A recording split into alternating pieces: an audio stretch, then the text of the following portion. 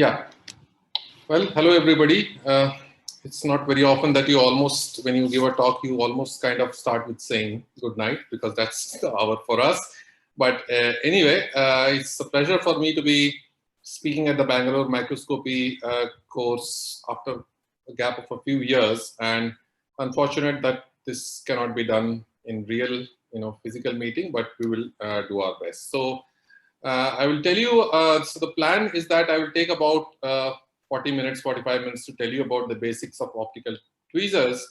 And this will be followed by Dr.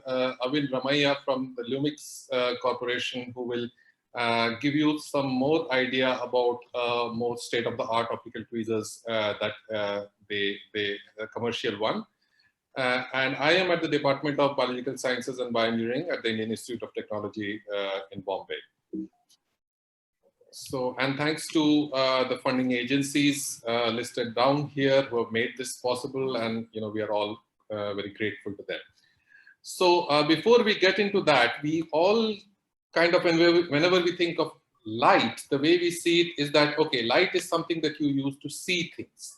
That is absolutely true, but that's not the end of it. You can do more than see with light. You can actually manipulate things with light. When I say manipulate, pick up something from here to there and put it somewhere else, and basically exert some sort of a force using light, and that's what we are going to talk about today. And how can you exert force with light? Because of the the simple fact, which all of you would have read in your high school or intermediate level, that photons, which light is made of, carry a finite momentum. Okay, and the momentum of the photon is given here. So if a photon comes in, and it has a momentum given by the Planck's constant multiplied by the frequency divided by the velocity of light, which is of course also Planck's constant divided the wavelength of light, then it might be able to knock your hat off. Okay. However, in truth, we know that we are being bombarded by light all the time from all directions, and that does not happen. And that is so because the amount, if you calculate this photon momentum, which we will do in a bit, this is a really small quantity, and it is unlikely to do much to a massive object like you or me compared to the photon. But in nature, you can actually see very beautiful examples of this pressure that photons can exert because of their momentum, and that is called this radiation pressure here. And here is, for example, a comet tail, which has been observed for, from the times of Kepler. And this comet tail actually happens because, let's say the comet is going in a particular direction. Let's say the sun is on the other side. So the photons coming out from the sun push the dust away in the other direction when the comet is moving. And so this is one simple and very visually appealing example of the fact that light, in this case from the sun, can actually exert force. Okay, and this force is on the dust particles coming out from the comet. Now, using this idea, people have made small payloads. Let's say a very small satellite, which you can basically make a parachute, and let's say the sun is on this side and the light from the sun hits this parachute, and all the photons you can imagine are coming and hitting this parachute. So they will push this whole thing towards the left, and so you can have your payload move around because of the pressure of light from the sun. And this is actually one example of, and here are the human beings you can see down here, so you can get an idea of the scale. And you can manipulate things with light, therefore, in this case, the light from the sun. So as I mentioned here, the momentum from a single photon is approximately, in kg meter second units, is approximately 10 to the power minus 27 kg meter per second. If I take the kind of garden variety laser pointer, which many of you use, I mean, if it was a real talk, I would be using one and I would have shown you. The typical power, I mean, this may vary a little bit from here to there, from pointer to pointer, is of the order of 10 to the power 15 photons coming out from your laser pointer in a second. And if all these photons are stopped dead in their track, let us say, so that then the change in momentum would be of this order. You can do this, you can multiply these two and you can get this number. So The force, therefore, from these that you can generate using a laser pointer will be of the order of 10 to the power minus 12 newtons, which is piconewtons. Okay, so so this is really a small force, but it is, while as I said, it is small for you and me, this may not be so small for a tiny little bacterium which is swimming around in water. Okay, so this piconewton force could possibly kind of displace, could exert sufficient force which you can actually visualize if you are a bacteria or a micron-sized object. And right, so that is something. So this idea that micron-sized objects can be pulled and pushed around with light was realized by Arthur Ashkin, who got Nobel Prize a few years ago, and he published a paper in 1970 where basically what they did was that he did a back of the envelope calculation like the kind what you saw in the previous slide, and he said that, look, if we take a micron-sized object, let's say a small bacterium or something like that, and given the mass of this object typically, and if you have a reasonable number of photons coming in, you should be able to see this object being pushed around. Okay, so when he did this experiment, yes, indeed. So what he did is that he had a lens on this side, and there was light, let us say a laser light coming in from the other side. That light got focused here, and let's say it diverged again. And let's say you had something to block the light here, and then all these particles kind of got pushed by this light, and you started to have, after some time, you would have a lot of particles coming here and stay there because they can't go farther. Now, if you use a counter-propagating laser beam, if you have another laser from the other side and switch on both lasers, you might be able to kind of clump all these particles here. So this was a nice demonstration. Now, what he had not expected was that the particles which were floating around in this solution away from this focal point in an orthogonal direction to the direction of light also kind of started getting sucked into this small volume. And this was not very clear why this is happening, because if the photon is going this way from left to right, that should be the direction of the momentum. So why is it acting in a direction orthogonal to its direction of motion was not immediately very obvious. But then it was realized that what you actually have here is a three-dimensional gradient of light. What do I mean? Simply, because I focused the light at this tight spot, if I move away from this center in any direction in 3D, there is going to be less light, obviously. Okay, so there is going to be a gradient of light around this central focus point, and perhaps this gradient of light is what is causing these beads to move in.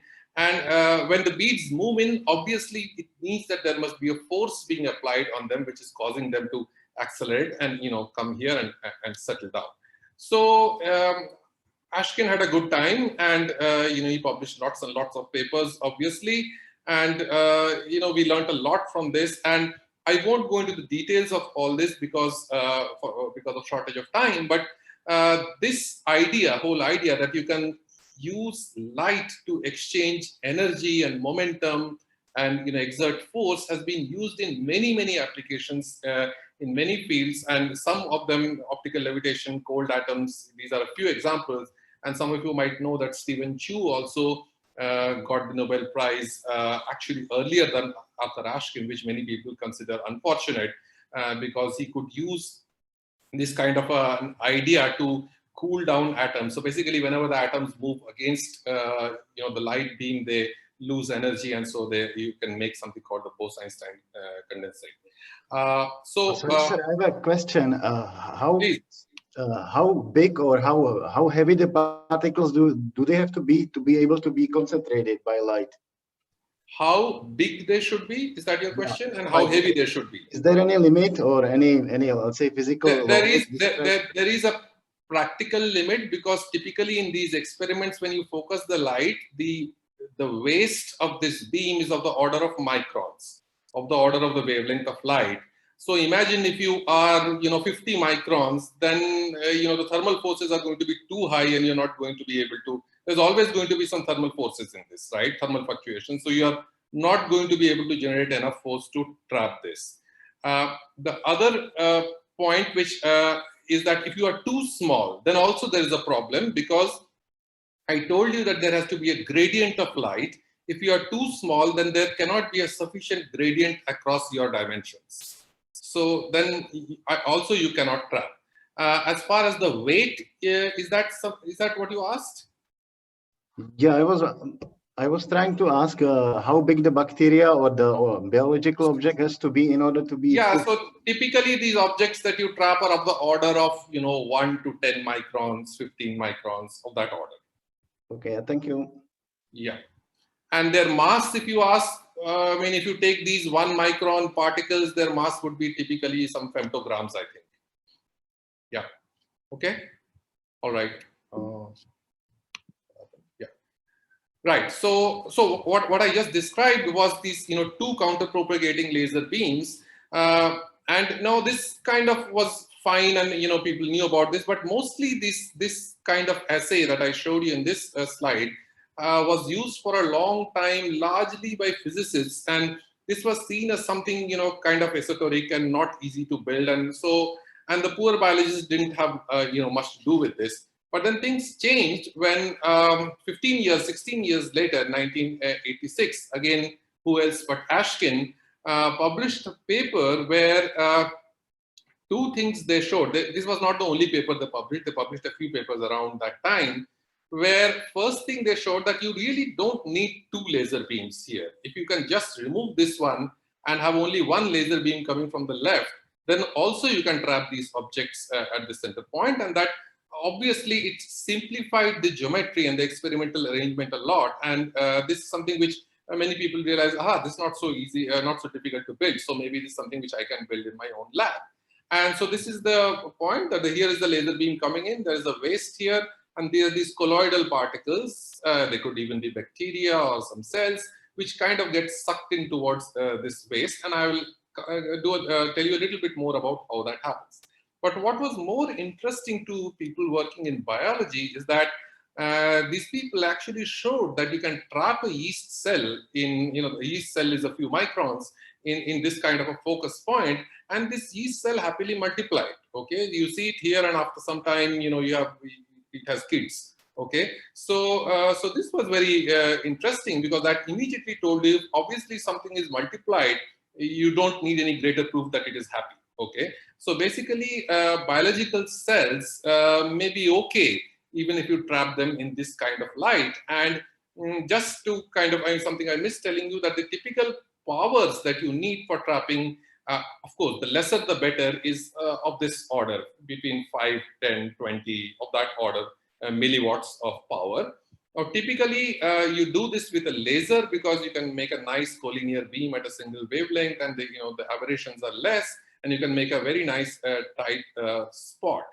And the wavelength that is typically used, as you can see here, infrared laser beams.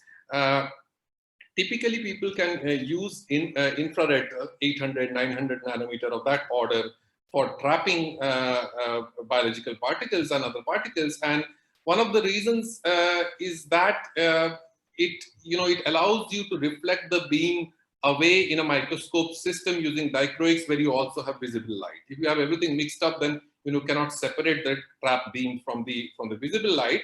And the other reason is that there are certain wavelength windows where the absorption of water, the energy that water absorbs from this light, is less, and some of those windows fall in these infrared regions.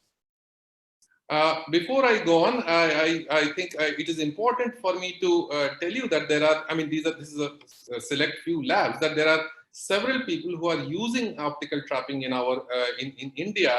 There's Sarbari in Bangalore University, Debu in IIT Kanpur, Oyan, Aysar, Kolkata, and Basudev in IIT Chennai, and there are possibly a few more people who are not listed here. So it's important to remember that this is something, if you really want to do this, perhaps it's something you can contact these people and go and check it out how it works. And if you are interested in doing further research, there are places where you can do such work in our country. And of course, there are many other places outside the country also. Now, Sorry, sir, can I have one more question, please? Please. Yes, I was wondering, where does the gradient force come from? Is it from the laser itself? Yeah, I'm coming to that. That's Okay. exactly what I'm going to explain now. Thank you. Right. So yeah, so the light, the gradient is the gradient of light. That's the laser light, and it's non-uniform, so there is a gradient. So let us try to understand. Now there are different ways of understanding this, and I won't go into all the details depending on the wavelength of the light compared to the size of the object that you are trapping. Okay. So there's something called ray optics regime and Mee regime. I'm not going to go into all those details today, but I'll just try to explain to you in a most simplest way why this trapping happens. Okay. Now, if the object that you are trapping, let us say this spherical particle here, okay, if its dimensions are significantly larger than the wavelength of light, then you can show the light as moving in straight lines through this object, okay, because the kind of perturbations in light, the fluctuations in the light are of the order of its wavelength, and if the wavelength is much smaller than this, then you can show this as straight lines, okay. So now suppose I have this particle sitting here, and remember this green stuff that you see here, it is all, let us say, water, okay. This is all happening in some kind of a solution, and what you send down from beneath is a laser beam, and this laser beam has this kind of an intensity profile here, shown here in red. This is typically the laser beam you use is a Gaussian TEM00 mode. Although people, in fact, Avin might be able to talk about it, is that people use non-Gaussian beam profiles also to impart, let us say, angular momentum to rotate objects. But that's something which I will not get into right now for the sake of simplicity. Right, so you have this TM00. Basically, it's a Gaussian beam. Remember, it's Gaussian in not just in this plane, it's Gaussian in 3D. Coming through this, and here is the objective lens here, let's say of a microscope, or think of any lens here. Let's say this is a lens, okay? So what this lens is going to do is this lens is going to focus the beam somewhere here. So let us take two extremal photons coming in here. I mean, when I talk about light, I can talk interchangeably about as photons or waves. I guess all of you understand the dual nature of light. And while we do all this, we have to go back to the top right corner and remember again that photons exchange momentum with this particle. Photons come in with a momentum, and when they hit this particle, some of this momentum can be exchanged. Like me running and coming and hitting you, that we will exchange some momentum. Okay. So here is one photon coming in. It gets bent because this is a lens here, and it goes like this. And now, if the medium outside has a lower refractive index, let us say water, it is 1.33 or something, and this medium has a lower refractive index compared to this medium, this sphere, okay? So suppose this is glass, right? So it will have a higher refractive index compared to the water. Then what will happen is that this beam will bend towards the normal. That is what is shown here. And when it again exits this object, again it sees a refractive index difference, so it will bend away from the normal. Okay, so we have something coming in like this, going like this, and then again bending. So now, if I draw the vector momentum diagram, so this is P in, this is the input momentum. You can see that the direction and magnitude of this matches with the direction and magnitude of this. Maybe I will use my laser pointer. Right. So this direction and magnitude matches with this. This is the out. This is the the momentum here. Okay. Let's say, I mean, depending on the magnitude of this, I can make a vector diagram. So the difference in these two momenta will be in this direction, right? Delta P, P out minus P in. And if so, this means that if the difference in these two momenta is in this direction, then there will be, by Newton's law, simply there will be an equal and opposite force in this direction, opposite to delta P. Is this clear to everybody? If not, I can stop here and take questions if there is any doubt. Okay, I'll go ahead then. So basically what you have, because of this one beam coming in and going out, you have effectively a force being exerted on this particle in this direction, F1. This force will have two components, one in this direction, we resolve it horizontal and vertical components. Now, if we do the same exercise for this beam, beam 2, you will have the same thing in this direction, right? And what happens therefore, obviously, is that if I now imagine that just like these two extremal beams, there are going to be so many beams around this entire, if you go behind the screen and come in forward of this, closer to yourself, then there will be so many beams in a circular arc around this. And all of those will do the kind of thing that is shown here for these components. And here what you will find is that all these horizontal components will cancel out, okay? Because they are, in this plane, in this plane coming towards you, they will all cancel out. But these components, the ones that are going down, they will all add up, okay? So what happens is that when when these components add up, they essentially pull this bead downwards because there's a downward force, and that downward force has to be balanced by something else, and that force is the beams which are coming in straight here, which I have not showed in this picture, and hitting this, this small particle, all the photons hitting this straight here. They are tending to push this object upwards, and that's what I have shown you by this arrow. So there is a scattering force, which is where the photons coming in and hitting it more or less straight and pushing it up, balanced by this force, which is pulling it down, okay? And when these two will be equal at a certain depth, and that depth is typically where this object is stable in the Z axis, which is in this axis. But but that's not the, that doesn't help us completely. Now, imagine you have to trap the object in 3 dimensions. It is not just useful to trap it in the Z direction, you have to trap it in the XY plane also. So now suppose if you go in and try to pull the bead in this direction, okay? When you do that, more of the bead will be on this side and less of it will be on this side. But remember that the light which is going through has a gradient. That's why there's a gradient force, which means that as you, on this side, because the light goes, the amount of light per unit volume comes down very rapidly because it's a highly focused beam. The photons which are going through this side are going to be very few and far between. Rather, because this side is closer towards the center, there are going to be a lot of photons going through this per unit time, okay? That's why I've shown it as a thicker arrow. And imagine that each photon is imparting a small kick, which is resulting in these kind of forces. So if per unit time, you have more photons going in on this side and less on this side, because this is just, there's no light on this side, you will have an imbalance of force. And what does that imbalance do? Hold on a minute. Yeah, right.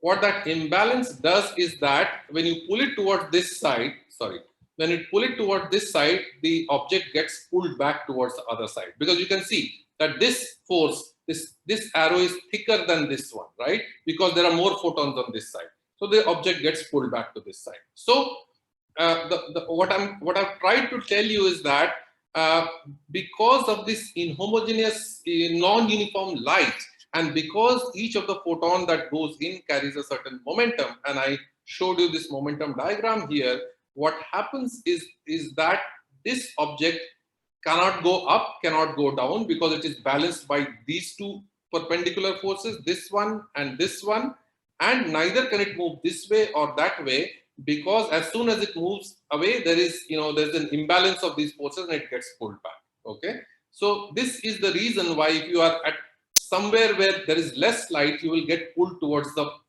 most light, most intense region. And that's what Ashkin had shown in his first, in the slide I showed you earlier. Okay, I will skip this part and Can I ask one question? Please. Sorry, if you go into the previous slide, so can we say that the gradient force has to be greater than the scattering force in order to keep the object into the center? They have to be equal. If you talk about this force versus that force, these two forces have to be balanced. And secondly, the object, whether it will be in the center depends on the nature of the object as well, right? The refractive index has to be greater in that case. The refractive index, whatever I told you was under the assumption that the refractive index of this is a isotropic object which has a uniform refractive index and it's a spherical object. Thank you. Yeah. Did I answer your question or maybe I did not?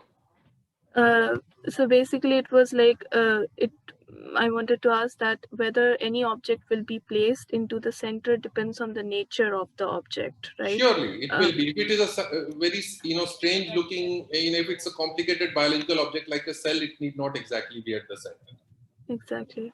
So that's why people use beads, and in that they trap the macromolecules in order to keep them in one place, right? Yeah. So your interpretation, your data interpretation becomes simpler. Yeah. Thank you. Yeah. Can I add? Can I ask a question? Yes, please. I was just wondering what will happen if the object is before the focal point. The object is Before the focal point. You mean somewhere here where my arrow is? Yeah, right there. Yeah, it will get pushed up. Okay. Okay, because of the force. Right. Thank you. Right. So and this is something which I'll just quickly flash this, and Avin is going to tell you much more about this. So this is you can build an optical trap in many ways.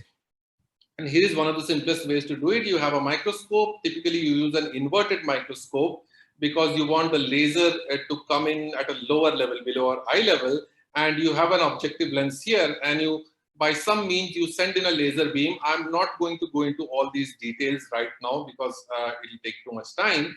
And you shine the light up, and it goes to your objective lens, and it focuses at a point, and that is where you will keep your samples. And your sample could be a cell, it could be some kind of an organelle, it could be a bead, and I will tell you a little bit more about that in my research talk after Avin. So this is what our optical trap looks like here in our lab, and it's sort of a view taken from the top so that I can explain to you what's going on here. So here is a laser. This is the laser here. This is a fiber where the laser beam comes out from here. You will typically need a shutter. So that's a shutter here. Yeah, so that's a shutter here. And the light goes on down here, and you will see a mirror here at the back. What this mirror does is that it reflects the laser in this direction. The laser beam therefore comes into this object, into this microscope somewhere at this level.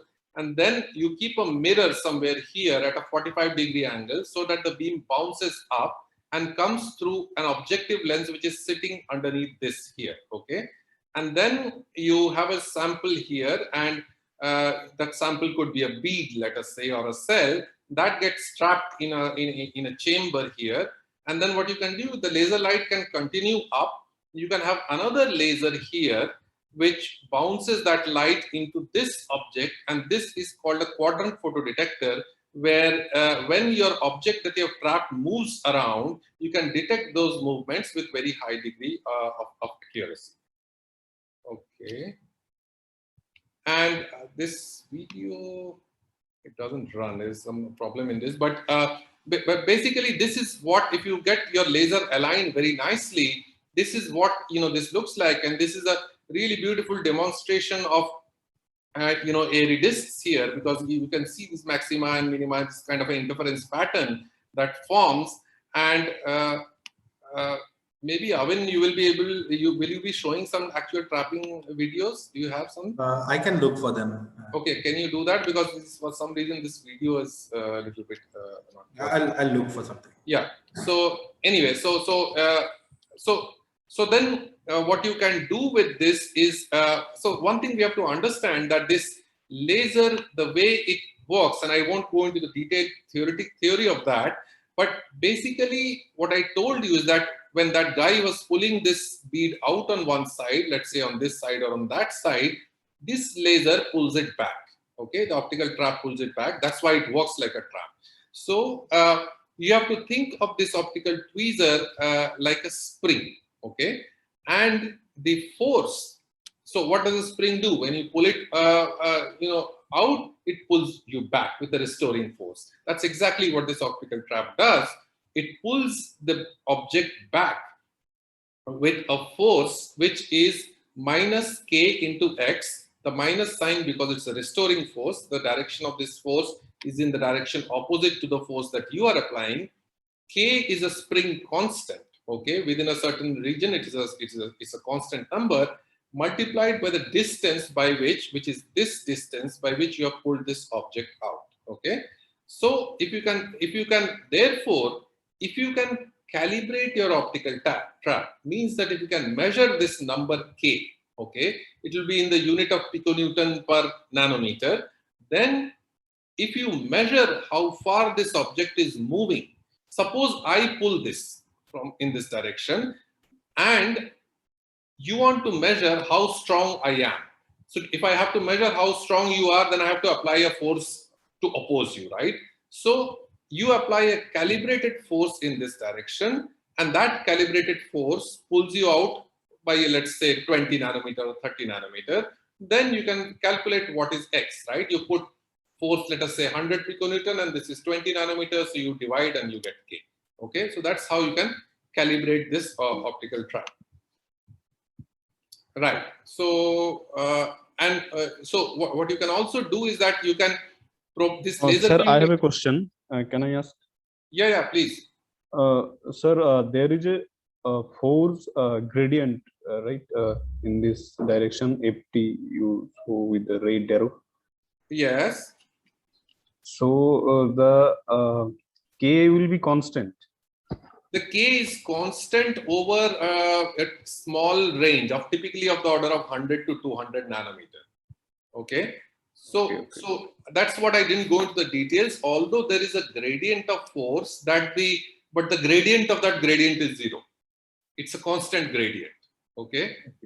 So therefore, what you can do with that is that you can apply a known calibrated force, which changes like this. As you go away from the center, the force increases. It's just like a spring, right? It's easy to stretch a spring a little bit, but difficult to stretch it too much. Yeah. Within certain limit. Within certain limits, yes. Okay. Thank you, sir. So, sorry, please? Can I ask a question? Please. How do you calibrate the force?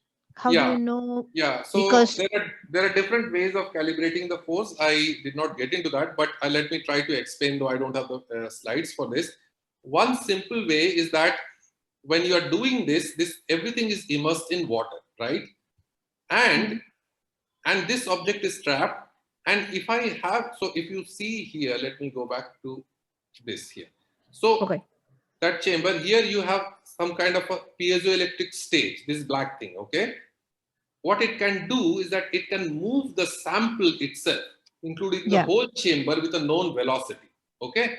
Now, what that means is that this medium around this bead can be moved with a known velocity, and I know the radius of this bead, and I know there is water in this, so I can calculate the drag force on this, okay?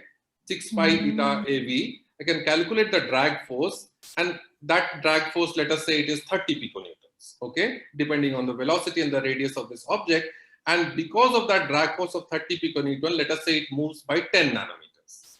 Then I can put in those numbers, 10 here and 30 here, and calculate K. So, sir, for that, the liquid should be strictly Newtonian. I mean, if you take water, I guess it is strictly Newtonian, right? Okay. So you can calibrate for each experiment. It's a new calibration because it's going to depend of the object that I want to move. Yes, I mean, yeah. If you switch it on the next day, you would like to calibrate it. Yes, you're right. Okay. Yeah. Thank you. So that is one way of doing it. Another way of doing it is just by measuring the thermal fluctuations of this object, and using equipartition to equate kx square by kt, and calculate from that if you know the temperature. That's another way to do it. You know the thermal energy in this, and you equate it to the variance that you see. So it's an empirical way. Yeah, so it's an empirical way to do it and a theoretical way to do it. Yeah, there are different ways of doing it, and these are not the only two ways. The best way to do it is by recording the thermal fluctuations and making a power spectrum of that and calculating the corner frequency. That's how we do it, and many others do it. But that's something which you can read up on. I won't get into that. Okay, thank you. Right. So this kind of things have been used for a long time in many applications. And one of the most celebrated applications of these are where these kind of little organelles that you see, these are moving around inside a cell, and you can actually trap an individual organelle. And here it is moving because imagine this organelle that was, these guys that were moving because imagine this is the organelle that is being carried by this motor protein, and you can now shine this laser light right on this cargo and trap it, and that will tell you how strong this motor is. Okay, that we'll come to later, but some of the first measurement, really pioneering work in this field was done, of course, Ashkin, Steve Blogg, James Kudik. The papers are cited here, and there are many more papers.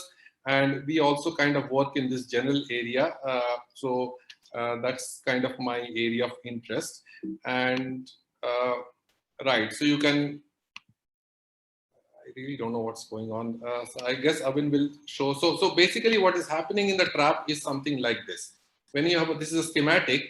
Here is one of these proteins which generates force. It pulls it out a certain distance, and then it falls back to the trap. And the typical, this is the kind of arrangement that I explained to you earlier. And this is, this is a real experiment that you see here. Here is the bead, what I was telling you about. It is being pulled out by the motor protein in this direction, and it goes, and you have to imagine a spring being stretched all the time, and then this, and it's come again, pulls out. You have to observe it carefully. This is one micron, 1000 nanometers, and the displacements are typically 100 nanometers or so. There, you can see it being pulled out, and then it will fall back because the spring pulls it back. Okay, so and this kind of a thing can repeat, and from this you get this kind of data where you plot the position, which is this displacement, as a function of time, and the position, it goes away from the center of the trap, and this slope, because this position versus time, the slope is a velocity, and you can clearly see that it is slowing down as it moves further away from the center of the trap. And that happens because you have to imagine that a spring is being stretched all the time. The more you stretch the spring, the harder it is to move, and so you slow down. And when you slow down enough, you see these 8 nanometer steps. In this case of kinesin, the kinesin motor, which is this protein which moves cargoes like mitochondria inside the cell, and you can clearly see these steps. Okay, so all right, but something that I will now stop. Actually, biology is much more complicated, and you never have a single kinesin or a single motor moving. Things are usually a mess, and what we try to do is that we try to understand this mess using these kind of optical trapping, so that we really can understand biology using physical tools. I will stop there, and if there are any specific questions, I can take them, or perhaps those questions can also be directed to Avin. So at the beginning of the talk, yes. So I have a question still with the fundamentals. Okay. In your sixth slide, in the slide 6. Tell me when to stop. Further. This one? That one. Yeah. So just a question. The force, well, the momentum that interchange with the laser beam is because of the refraction index that goes between the media and the object, no? Yeah, it is because of the difference in refractive index. I mean, even if there was no refraction, if I come running and hit you, there's going to be a force exchange, right? Okay, but the force would be lower if the refraction index gets closer to water, in this case of the example. Yes, if the and it's going to refractive, be, yes, yeah. if the refractive index of this particle is same as the refractive index of the surroundings, then nothing will happen. Then nothing will happen. Yeah. Okay. Okay. I have one question. What limits the resolution of optical tweezers, and what resolution has been achieved by this? Do you mean spatial resolution or do you mean temporal resolution? I mean both, yeah. Right. So I will give you the, the temporal resolution on these experiments is typically one kilohertz, means that you are sampling once every milliseconds. You can go faster than that, but then, beyond a certain point, it doesn't make sense. Depends on what you're trying to study. Okay. And the spatial resolution, if you really build a very, very stable trap, it is of the order of a few nanometers. So your question is what limits this? Yeah, what are the factors which can limit this resolution? There are always going to be vibrations of all kinds, right? However much you isolate things. Your laser is going to be fluctuating. So these are all experimental constraints. And of course, the physical limitation, that you can only focus light to a certain level. So Correct. You can only trap so and so size of objects. And also at some point, the light gets absorbed in the material. So you can also trap only to such a large size.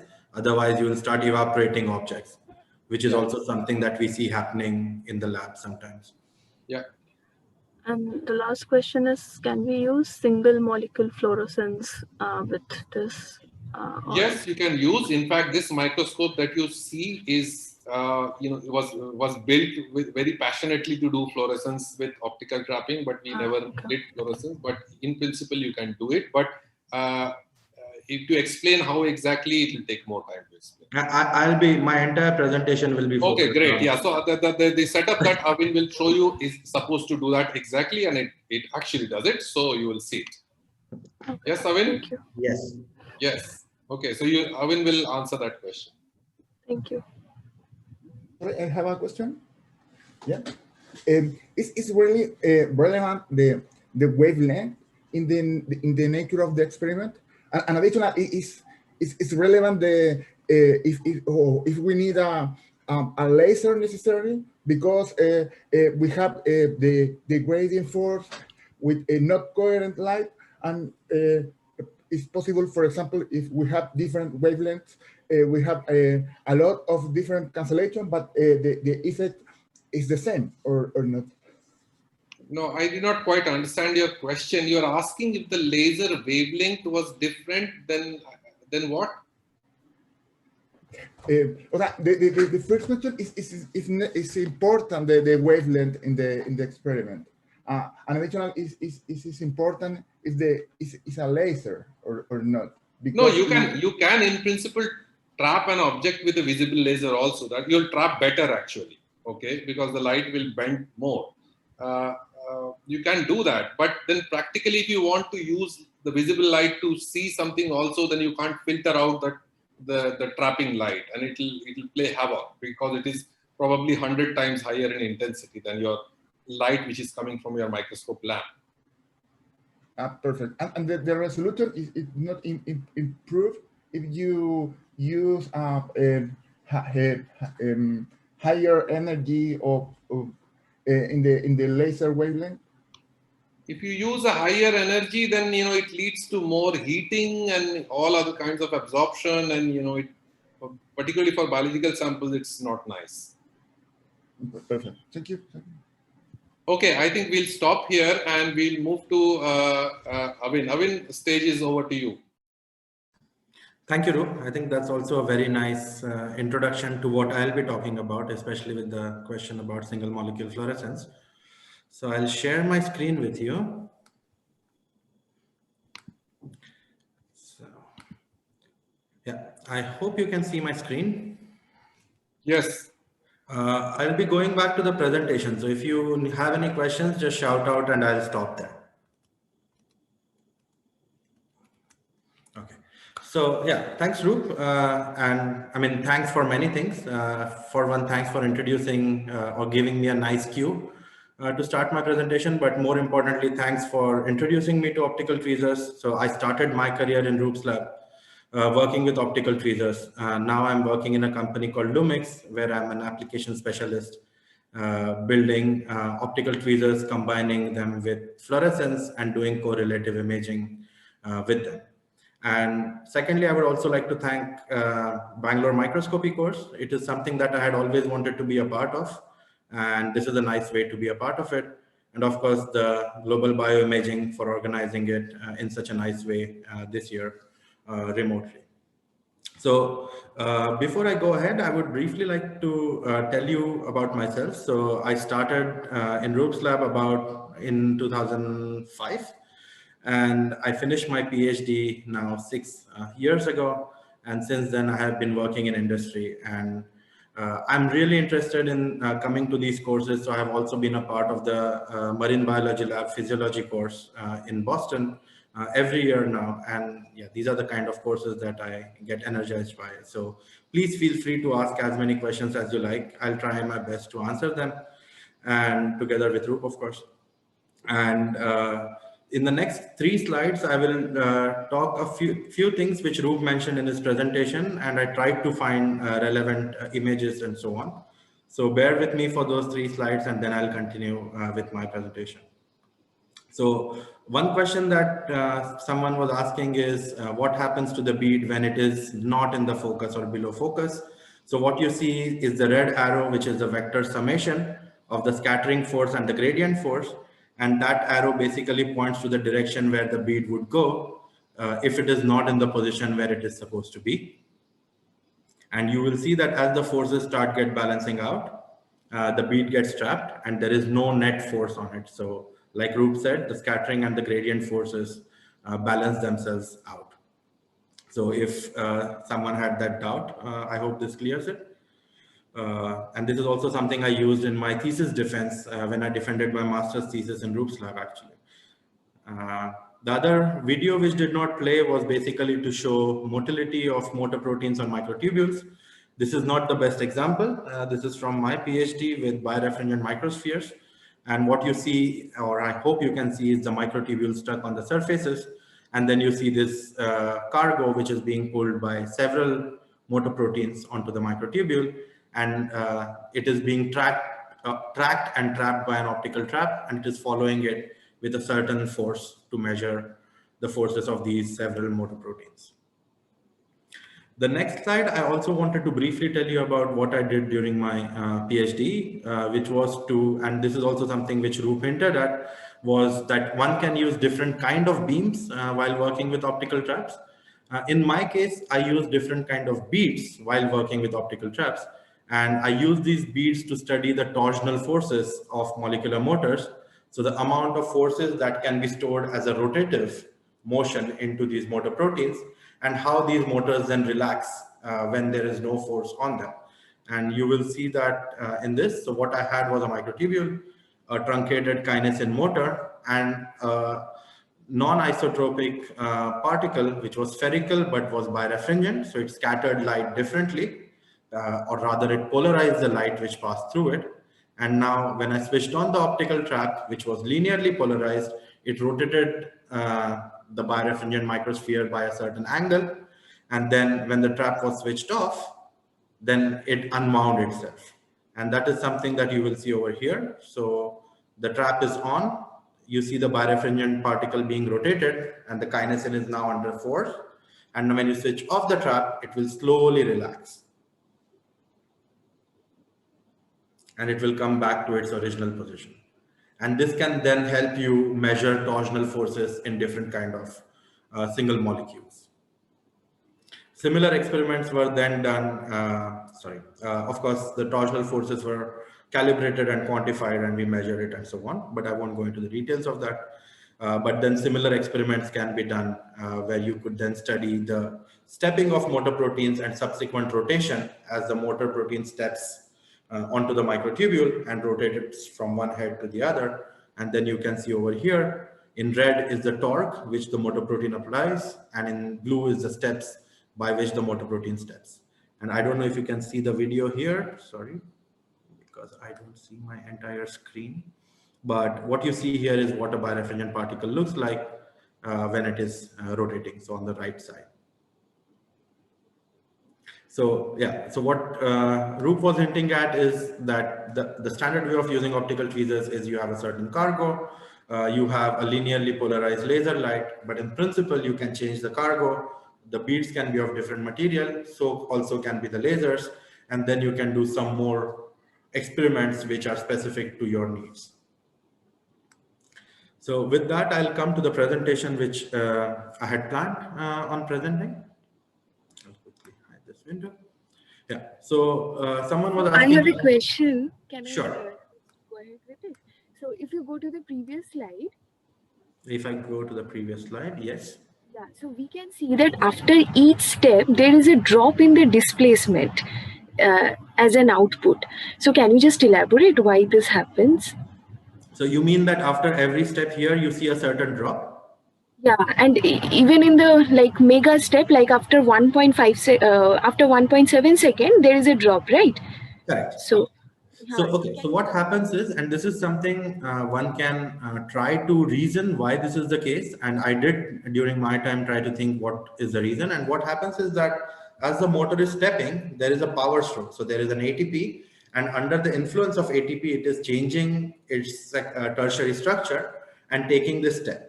Now, what happens is that once the step is taken, the protein relaxes a little bit.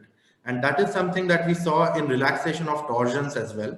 So you could see in some places that the torsion gets relaxed as well. And we think that it is this relaxation that is reflected over here. I don't know if you can see my mouse pointer. I think she's asking about the detachment from the microtubule, these big drops. Ah, these big ones. Yeah, these are detachment from the microtubule. So what happens is that the motor is walking on the microtubule. At some point, the force which is pulling it back is too much that it cannot take a step against that force, and it detaches and falls back. okay. So, And in my paper and my thesis, I also showed that not only it is the force which the optical tweezers is pulling it with, but the amount of torsion that is stored into the motor protein causes it also to detach from the microtubules. okay. Thank you for that. Does that answer your question? Yes. Thank you.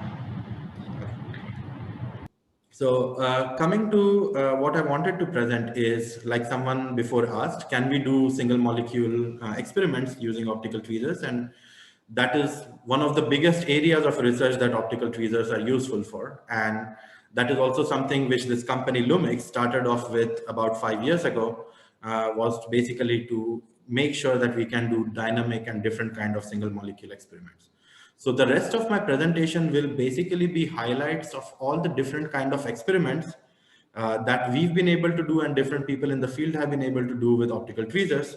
So most of the presentation will be biology rich and application focused.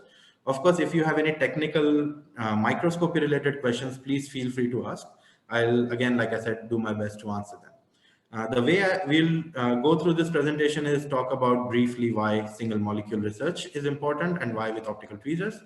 What does a typical experimental setup look like, especially for us at Lumix? And then what are the different applications that have been done by us or something that I want to highlight? And yeah, how is it that we are trying to help researchers? Again, very briefly. I'll also go fast in some cases where I think Roop has covered those things. And if you have any questions about them, please stop me and ask. So why single molecule research? So I don't know what are your backgrounds, but I can tell you that a lot of physiological processes, including diseases, happen at a single molecule level. And in biology, there is a wide heterogeneity in the population. It could be a heterogeneity in the type of the molecule itself, or the concentrations, or the temperature at which they are working, pH, environmental conditions, and other interactors of those proteins. All the traditional techniques which have tried to study biology, they have mostly been trying to study single molecules using static techniques, which were structural biology, oriented crystallography, electron microscopy, and so on. But biology also has a temporal and a spatial component, and that is what we want to understand using optical tweezers, and hence add value to all the traditional research which has been done on single molecules. So I'll just minimize this window so I can see my screen. Yes.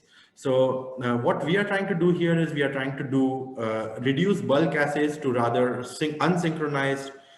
So bulk assays are rather unsynchronized average contributions, and we want to look at single molecule events which are showing individual phenomenon which we want to observe and not miss out because we are averaging the whole data.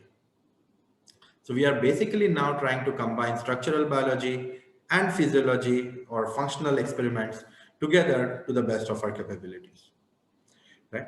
So why is it that we study forces? And Roop has very nicely shown how optical tweezers can manipulate and measure forces, but also in terms of biology, forces are extremely important because, like we said before, the whole biological system is extremely dynamic, things are moving around, and as you have dynamicity, then you start seeing forces, right? That doesn't mean that static objects do not show forces, but it is just a point to make. So what are the different kind of forces and where they are important? So for example, receptor ligand interactions, antibody antigen interactions, they are somewhere where forces are extremely important. In DNA processing, that is something that Lumix studied a lot in its formative years, is where forces are extremely important. Cytoskeleton dynamics, you'll also see that, I think, in Roop's presentation later, where forces are important. Protein conformations, ion channels is again something where forces are important. Again, just for the scale of things, you can see on the right side that, for example, a polymerase moving on an RNA will show a force of 15 to 25 piconewton, or a DNA polymerase about 34 piconewton. Kinesin, people have given wide range of numbers. Let's just settle with 7 or 8 piconewtons, and so on and so forth. So these are the general scale of forces where single molecule biology is relevant. So what we want to do is we want to measure, trigger, and manipulate single molecules so that we can measure forces, distances, and of course, the time with which these events are happening. So we'll skip the part of Arthur Ashken and the momentum of light because I think we've understood that quite well. We'll also skip the part where we detect different things on optical tweezers. So if there is an external force occurring on a system, then we can measure it using position sensitive diodes or quadrant photodiodes and measure this displacement with sub-nanometer resolution at its best. And of course, then forces can be calculated as a function of this displacement. Now, like Roop said, with the microscope that we built in Roop's lab was built with the intention of doing and combining single molecule force spectroscopy with fluorescence microscopy. That is something that we did not end up using much, at least when I was in the lab. But since then, that idea has stuck with me and I moved to Lumix, and that is where we developed it further, where we were then able to combine either wide field imaging or TURF confocal, and additionally even STED imaging with optical tweezers. And if you were to look at the diagrams below, you will see what kind of biology you can do using these different kind of techniques. So for example, if you have a concentrated sample of proteins, but which specifically binds to a certain substrate, then you might want to do some wide field imaging, or if you're working with cells and you want to study, let's say, filopodial protrusion, then you might want to do wide field imaging together with optical tweezers so that you can apply forces while measuring fluorescence. Similarly, you can do TURF to get better resolution of things which are sticking to a surface. Again, it could be microtubules, actin, or cells for that matter. But objects which can be suspended deep into the sample, they somehow tend to be slightly better in doing single molecule experiments just because you are avoiding all the surface effects, the drag, and also the non-specific binding. And that is something then you can do with confocal microscopy, where you have an extremely high signal to noise ratio of your imaging. And then you can do point scanning and you can study different events. And I'll of course show you some examples in the coming slides. And one can further enhance the resolution of confocal microscopy using STED. And then you can see single molecules moving onto the substrates like microtubules or DNA of your choice. So what is it that an image, a 2D image looks like when you're using optical tweezers together with fluorescence?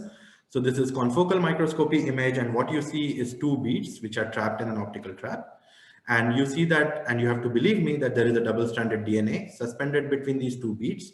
And what you have is DNA binding proteins which are diffusing onto this DNA. And now we are able to study a lot of different things about these molecules. And what are those? We'll see in the slides where I show some applications.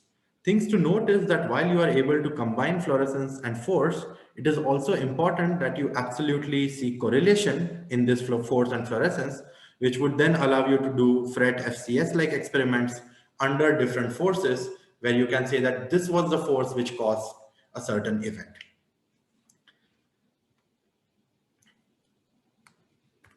Yeah. So a typical experiment on a C-trap uses a few different components. Of course, you have the optical traps. You can have dual or even 4 optical traps. You, of course, have very high resolution, for example, in distance, which is sub-nanometer. In force, you have sub-piconewton resolution. Stability is something which is extremely important when you're building optical tweezers, because any vibration which is coming from the environment can couple in with your experiment, and it might show you false positive data, which you might believe to be coming from your protein of choice, but it might just be someone walking in the neighboring room. Temperature control of the system can also be very crucial, and we spent a lot of time in Roop's lab trying to work on that. This can be useful, for example, if you're working with cells and you need to maintain certain temperature, or if you're working with certain proteins and you want to study them at different temperatures. The other aspect which is crucial in the Lumix system is the imaging, like I said, which is fluorescence imaging. You also usually need a very nice working software. We used to build them with LabVIEW in Roop's lab, and that is one way to interact with the machine. And one thing which I like a lot about the Lumix system is the microfluidic system, which allows automation or complete automation of the experiment that you're doing. And we'll talk about that also in the next slides. I'll skip the part about resolution unless someone wants to know more about it. We can just come back to that slide. So microfluidics is something, like I said, which I like a lot. And what is it that makes it unique is that you can have 5 or more channels which are separated only by the flow. And you can have individual components in each of the channel that you see here on the bottom right. So for example, you can have beads, you can have DNA, protein, second protein, and your entire experiment in each of these channels, and they will not mix with each other. And this then allows you to move from one channel to the other channel in an automated manner so that you can repeatedly and reliably do your experiments. So if someone would like to know what microfluidics is and why is it interesting, is because you can see that these channels are separated by nothing else but by the flow of the two things which are moving, and this creates a kind of surface tension which doesn't allow, for example, these two rivers to mix, and they remain separated for the longest possible time. In our case, it is slightly easier because we are working with very small scales and we are working with nanometer precision. So we can actually have these 5 channels or more separated for the entire range of the experiment that we want to do. So this is what I was talking about. I'll quickly skip to the part where I wanted to show the microfluidic experiment. So this is what a typical experiment would look like. You have beads in channel 1. Let's say you have a substrate like DNA in channel 2. You have proteins which you want to study, and then you would go and trap your beads in channel 1. So you would just switch on the laser like Roop showed earlier, and then you have 2 beads which are trapped. You would then move to the next channel, making sure that nothing mixes because we have microfluidic laminar flow. And then you have the substrate which is tethered between the 2 beads. You would then move to the subsequent, you would then see if you have a single substrate attached between the 2 beads simply by studying the forces by pulling onto the 2 beads. You could then study protein which is interacting with that substrate. And maybe a second protein which interacts with the substrate or with the first protein. And then you can go to a buffer channel where there is no background from any fluorescent protein or anything else. And then you can start running your experiment where you're now trying to study, let's say, molecular motors moving on microtubules, or you can study DNA polymerase moving on DNA, and so on and so forth.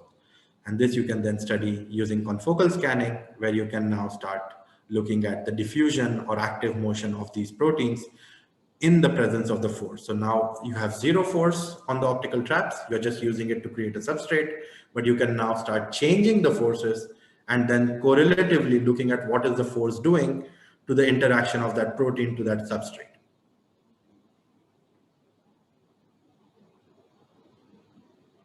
And this you can keep on doing repeatedly. You can do it at different temperatures, different ionic conditions, different interactors, and of course, different pH conditions. So how is it that we've been using this system at Lumix and together with the collaborators that we are working with? So I'll show you an example from DNA protein interaction. That is something that we've been extremely proud of, and we've been studying that a lot over the last 3 years, together with Professor David Rueda at Imperial College in London, where we were able to study CRISPR-Cas9 gene editing, and especially the aspect of this gene editing where you have this non-homologous end joining, and then there is repair, and then you have this gene of your choice integrated into the genome. This field is extremely interesting academically and commercially because yeah, it has huge potential, but there is a lot of potential that you might have off-target binding, and this is something that we saw while publishing this paper, that not all Cas9s are as effective, for example, on a highly coiled DNA or on different DNA substrates based on the sequence. And we were able to see that by doing the experiment like I told you before. So we had the beads, we had the DNA, and then we had the whole Cas system assembled over here. And what we were able to see was that at zero forces, so when the DNA was completely relaxed, our Cas9 of choice was binding very nicely to the sequence that it was supposed to bind over a period of more than, I don't know, half an hour. And that was perfect. That is what you want your Cas9 to do. But as you start pulling onto the DNA, what you see is that you look at offsite binding. So where the Cas9 should be binding, it's not binding only there, but it is also binding to all the other sites. That means that you have possibility of integration of your genome at all these offsites, which is something that you don't want to happen, right? And we were able to very nicely show that at different forces, the amount of offsite binding keeps on increasing. And we were not only able to do that, we were also able to show with a sequence precision of less than 15 base pairs that this Cas9 is binding exactly to this sequence. So like I said before, not only are we able to look at all these offsite bindings, we are also able to look at events like how long does the protein remain bound to the substrate at that site, what is the on rate, so how long it takes for that protein to come and bind to it at a given concentration. And in cases which might be visible here, they are not, but you can also observe diffusion sometimes of these proteins which are binding to DNA. And all of these things are extremely important to study enzyme kinetics of different proteins that you might be working with. I hope so far it is clear for all of you, the things I'm talking about. If there is any doubt, please stop me. So similar experiments can be done in entire chromosomes. So we were able to not only do experiments with single DNA molecules, but we were able to trap chromosomes between 2 beads in an optical trap or 4 beads in an optical trap, pull out single parts of that chromosome, and then able to study, for example, cohesion activity. And we were again able to see the binding of that protein in as in situ condition as possible. I'll skip this part. But while we did the chromosome experiment, we also did single molecule experiment, and then we were able to see how cohesion bridges can be formed. And these bridges, all they require is for the DNA to relax a little bit, and then the cohesion takes over and like a zipper seals off the bridge which is formed over here between 2 DNA molecules. I'll go to the next part, which is studying proteins and the structures of proteins using optical tweezers. So again, this is one of the very nice example we did first with Carlos Bustamante at UC Berkeley and then with Sander Tanz, where we were able to hold DNA, where we were able to hold a protein between two optical tweezers, and then we were able to apply forces to study unfolding of individual domains of a given protein. And then while we were unfolding the forces, unfolding the protein, we could see individual domains unfolding, as you can see in this graph over here. Similar experiments can be done at constant forces. So instead of constantly pulling onto the protein, you can just pull the protein at a certain force, stop over there, and then you can look at the kinetics of the protein, where it goes to the unfolded and the folded state. And this also tells you a lot about the energy landscape of the protein. And then you are, with these two experiments, able to create an entire energy landscape of the individual folding elements of a given protein. A nice video is shown here from Sander Tan's group. I hope I can play it and you can see it. Perform diverse crucial functions in cells. However, the amino acid chain can unfold due to sheer chance and diverse stresses. This not only abolishes protein function, but can also expose internal hydrophobic segments, which in turn makes proteins stick to each other. These protein aggregates can be toxic for cells and are associated with numerous diseases and aging. Cells contain a specialized class of proteins called HSP100 chaperones that can break apart these toxic aggregates. The ring-shaped bacterial clip B is a member of this chaperone family. To determine how it works, force sensing of single proteins in combination with fluorescent particle tracking was used. First, a single protein is unfolded to expose also the internal chain segments. Next, a fluorescence beam is scanned along the protein and the emission signal is followed in time. The addition of fluorescently labeled clip B increases the background signal, but more importantly, makes visible clip B binding to the unfolded protein. Then, unbound clip B chaperones are flushed away. Clip B starts extruding a polypeptide loop by translocating the left arm of the chain. At some point, it lets go briefly, and the chain slips back out. Clip B remains bound and subsequently translocates again, either the same arm, the other arm, or both arms simultaneously. In this case, the total translocation speed is twice as large. This extrusion of protein chain loops allows clip B to untangle protein aggregates. Protein aggregates expose many loops on their surface. So I'll pause over here, but if you're interested, the video is available on YouTube and you can watch the rest of it.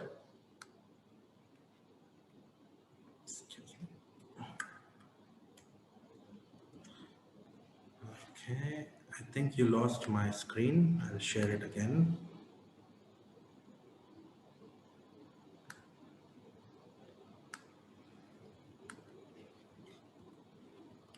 I'm unable to go to the next slide. Yeah. So what we are able to then do is to study different folding kinetics of diverse proteins, and also study, for example, chaperones, and look at how these chaperones behave under different forces. Last part that I would like to talk about is how we study cellular structure and transport. And this is something which is close to me and Roop both, because that is something that we've been doing for a long time. So what again, a lot of the experiments using molecular motors like kinesins and dyneins are done with microtubules being stuck on the surface. And that is something that is very interesting, because then you can have molecular motors onto microspheres, and then you can trap these microspheres and study the translocation. So one thing which can be extremely useful while doing this experiment is to be able to observe these microtubules. And traditionally, we've been using DIC, so differential interference microscopy, contrast microscopy, to study and observe these microtubules.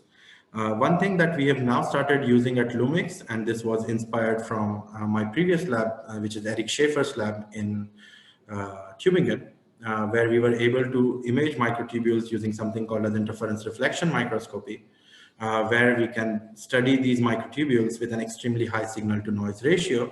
And not only that, if you were to look at this video over here, you can see that the microtubules which are stuck nicely to the surface are completely dark, but those which are not stuck show this very unique pattern of black and white, which basically can be quantitated, and it can tell you what is the angle of the microtubule away from the surface. So not only do we have a control on being able to study these microtubules, but if we are studying them at angles, we can also study what is the angle and the length of the microtubule that we are working with. And this can be interesting for those people who are studying, for example, tip binding proteins or studying spindles in cell division, for example. And that is where these imaging technique can be very useful. So the way this image is constructed is that it's a very simple setup. So you have an objective, you have a cover slip where you have your sample, you have, of course, optical tweezers being sent in from one dichroic, and then you have a light source, which is usually a bright field monochromatic light source, which is going and hitting your sample. The sample in this case was a microtubule, and what you saw was the light goes and hits the microtubule and it reflects back, or rather a part of it reflects back. A second beam of light would hit the surface, which is the interface of glass, and the water, which is inside the flow cell, and that light reflects back. The interference of these two beams of light allows us to visualize these microtubules. And the technique is simple in itself, but it yields very interesting results. We were able to correlate fluorescence again with this bright field imaging. So we could, for example, do wide field or turf, where we could then label these microtubules with certain proteins and then observe them simultaneously. Not only that, we could, because this technique is bright field, you could do extremely fast imaging, and then you can study events like catastrophe of microtubule that you can see over here, that you have a dynamic microtubule which is growing. At some point it catastrophizes and then it shrinks back. You can then very nicely plot it as a chymograph, where you have distance versus where you have distance in the y-axis and time in the x-axis, and then you can very nicely quantitate your readings. Of course, using this method, you can very nicely see 8 nanometer steps of kinesin, 20 nanometer steps of myosin on actin, but you can also do this experiment in a slightly different manner, which is also something we did with Zev Brand's group at Stanford, where we were able to stick a bead with a molecular motor on top of it, and then using 2 optical traps, we were able to hold a microtubule on top of this. We like to call this a 3-bead assay, and then we were able to see the translocation of the microtubule under the influence of a single molecular motor, and then again able to observe the steps of this entire system.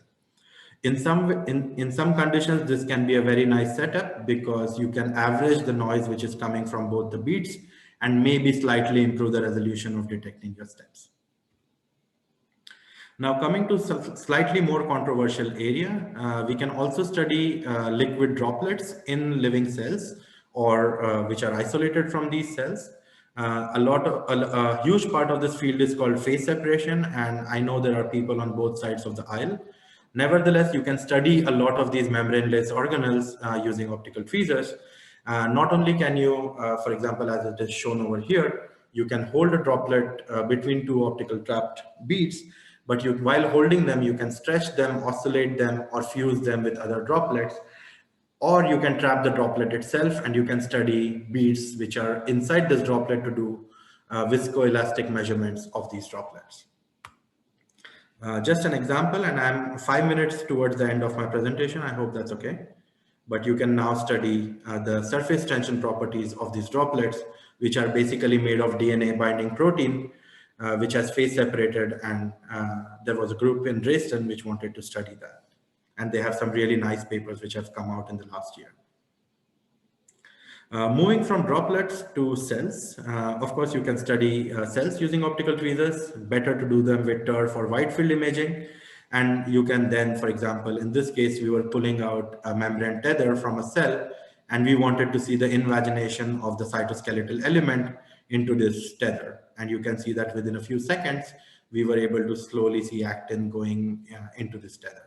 And we were able to calibrate and calculate the amount of time it took for the cytoskeletal elements to go in to this tether. But more interestingly, we were also able to do experiments with similar cells where we were able to pull on single antigen-antibody interactions or ligand protein interactors, and we were able to activate a downstream signaling pathway. The paper is still not out, but it will be coming out from the Columbia University sometime this year. So I think I'm almost at the end of my presentation. So lastly, we can also study philopodia and the protrusions therein. And you can also do more difficult experiments inside the cells. That is something we tried in Roop's lab in the past to some very good results. But I must tell you that these are more difficult experiments than single molecule or cell surface, cell membrane kind of experiments. Lastly, I just wanted to tell you that all of this we are able to do because we have an extremely interesting model of working with optical tweezers. So all the scripts that we use for automating in optical tweezers or for data analysis is open source. So we like that people can share all of the information that they have with each other. And with this, we've been able to create a huge repository of different kind of data analysis and experimental automation tools. And if any one of you is interested, I would welcome you to come to the Harbor page of Lumix and have a look at it. And we also want to create this page where single molecule enthusiasts can meet each other and share interesting information without Lumix actually getting involved in this. Lastly, Lumix has grown from a startup. When I joined, we were 12 people. Now we are about 120. And we have system almost in every continent on this planet. And